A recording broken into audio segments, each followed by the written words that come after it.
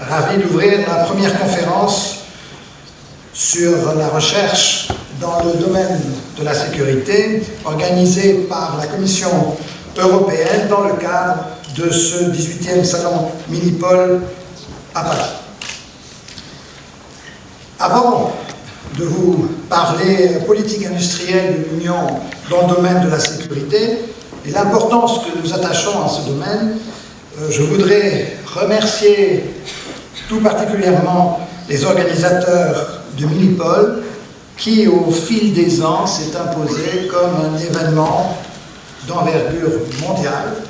Et je leur suis particulièrement reconnaissant de l'opportunité qu'ils donnent à la Commission en cette période de transition, mais en cette période de transition prometteuse, de présenter le travail que nous faisons.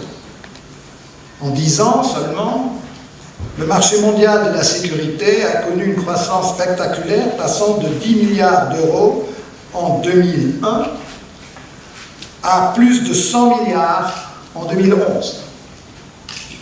C'est une industrie qui emploie directement dans l'Union 180 000 personnes avec un chiffre d'affaires de près de 30 milliards d'euros.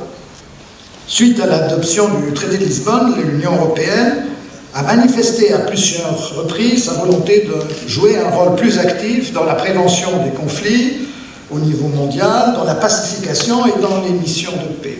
Nous ne pouvons évidemment atteindre ces objectifs ambitieux que si nous en avons les outils, et en particulier, ces outils seront forgés par le biais d'une coopération étroite entre le monde civil et militaire. Le choix fait de tenir cette conférence dans le cadre de Minipol Paris est en effet particulièrement heureux. C'est l'occasion idéale pour mettre l'accent sur de multiples possibilités dont dispose notamment le programme Horizon 2020 pour l'industrie, les milieux universitaires et les utilisateurs finaux des technologies de sécurité, afin, nous le savons tous et nous l'appelons tous de nos vœux, de contribuer d'ici à 2020 à une société plus sûre pour nos concitoyens. Cette conférence, dans le cadre de ce salon, se déroule également à un moment très important pour la France. Le comité de filière des industries de sécurité vient d'être installé par le Premier ministre il y a moins d'1 mois. Le premier groupe de travail du comité de filière s'est réuni en marge de Minipol et nous souhaitons des résultats très concrets. Et vous le savez bien, dans une économie moderne, comme l'a souligné notre ministre ici même hier, c'est aussi, et c'est bien à l'État, qu'il revient d'organiser le dialogue entre l'ensemble des acteurs, qu'ils soient publics, industriels ou de recherche. La lutte contre le terrorisme, elle dépasse largement le champ des services spécialisés ou des services de sécurité et elle demande une approche globale. On le voit très clairement par exemple sur la problématique de la radicalisation.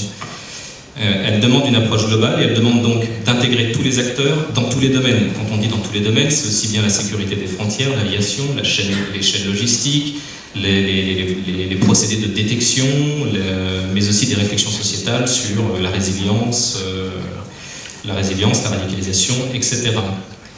Associer tous les acteurs dans tous les domaines, ça sous-entend aussi une autre contrainte pour nous, c'est réfléchir à une sorte de décloisonnement des informations, par exemple, tout en préservant la sécurité du savoir et de la propriété intellectuelle, par exemple, pour la recherche.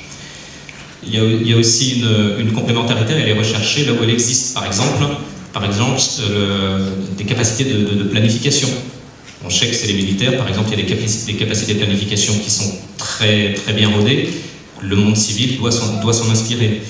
On doit viser l'interopérabilité, parce qu'il y aura de plus en plus, et il doit y avoir de plus en plus de missions mixtes entre les moyens civils et les moyens militaires, et ces gens-là doivent pouvoir se parler, ils doivent pouvoir utiliser des matériels, ils doivent pouvoir échanger.